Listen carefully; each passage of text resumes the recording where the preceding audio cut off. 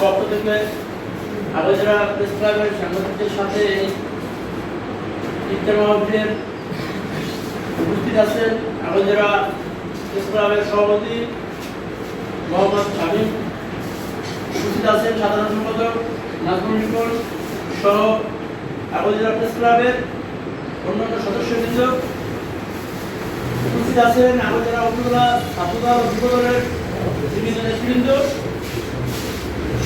প্রিয় ভাইরা, আপনারা জানেন মাহে রমজান একটি পবিত্র মাস। এই মাসে যে ইফতারি আমরা করি সেই ইফতারি শুধু আমাদের খাওয়া দাওয়াই নয়, আমাদের একে অপরের সাথে ভ্রাতৃত্বের বন্ধন তৈরি করে। আমরা গরিব দুঃখী ছোট বড় সমস্ত বিভেদ ভুলে গিয়ে একসাথে ইফতার করি। এটি একটি আত্মসংযমের মাস। তাই আমরা এই মাসে সকলে মহান আল্লাহ তাআলার কাছে একে অপরের জন্য দোয়া করব।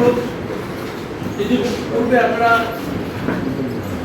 দেখেছেন বাংলাদেশের 13তম নির্বাচনে বাংলাদেশ জাতীয়তাবাদী দল বিএনপি সরকার গঠন করেছেন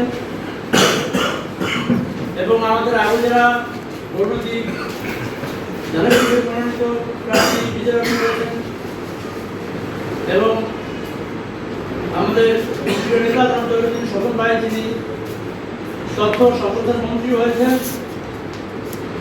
আমরা সকলে আমাদের নিজের জায়গা থেকে সাথ দিলে আগামী বাংলাদেশের